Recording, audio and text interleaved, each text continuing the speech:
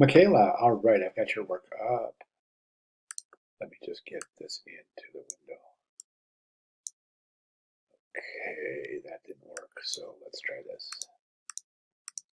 Okay, what I'm trying to do is just get this in situated in the window so that we can take a look at the whole composition at the same time. So first thing I want to do is, it seems like a lot of students are struggling with the requirements for this assignment. So I just want to go through this assignment. Let's go through the requirements. I'll show you where I found the requirements. We'll decipher what is missing, if anything, and then we'll take a look at layout and typography. Okay, sound good? Let's start with the requirements. So I've got this little list of requirements here. I'll be going off this. But what I want you to do is I want you to know that these requirements are all located right here in the Week 4 Assignment 4 Part 1 page under Instructions, Objectives, and Design Requirements. So that's where I'm getting those. And my recommendation is to get into that page, spend some time in there, really, really get a good understanding of what is required from this assignment. Okay, let's go ahead and take a look at the work. So yours is the iPhone, right? Or yes, the iPhone. So before we get into recommendations, let's look at the requirements, as I said. So the object must be dominant. That's good. There's the object right there. Object must be shown with somebody using it or interacting with it. Got it. Must show an image which is the result of using the object. How do you show the result of using the object? I mean, I guess this could be considered a result, an app page. So yeah, that'll count. That'll count. Okay. Must show at least two components. You've only got one component, the camera. Okay. I would say another really close up of the buttons would be another interesting way to show components. Okay. So the camera and the buttons, right? Um, must include the headline design in everyday life. Got that. I want to talk about that in a second too. White background only, asymmetrical 7x15 design, portrait and landscape. Got that.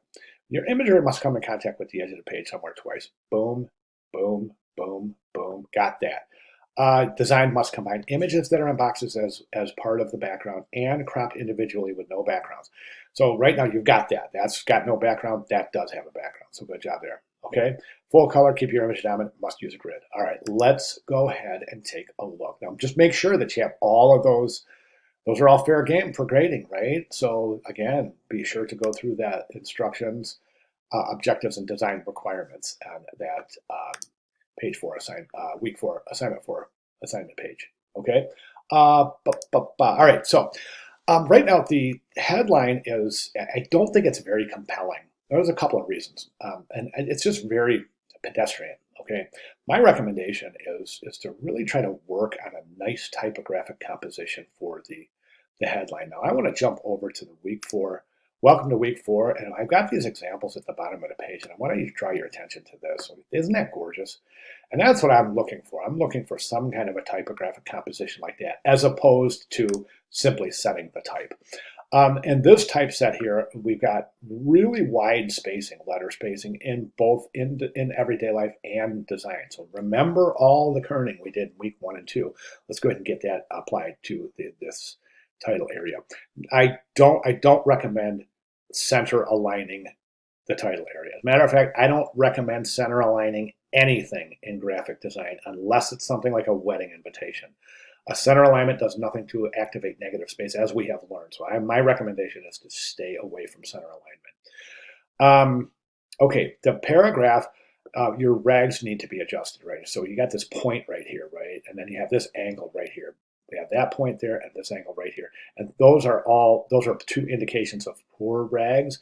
And again, back in the course announcements, I've got this announcement, how to adjust your rags. That's a video tutorial, very thorough, very detailed, very complete. I do not recommend this indent right here. Indent is to demarcate a new paragraph. If there's only one paragraph on a page, there's no reason to indent it. Also, this indent is really, really deep into the paragraph. So if there were other additional paragraphs here, that's just too deep. I would say maybe 3 characters, tops, maybe even 2. Just enough to indicate that that's a new paragraph. But again, not necessary here. Okay, the captions. The captions, I would recommend placing the captions on an italic, okay? And I don't recommend placing them on a diagonal, but this one, for example, could be just right there as camera. Okay, so those are my recommendations. I hope I'm making sense. If not, let me know. I'll be glad to make any necessary clarifications. But this is a really important assignment.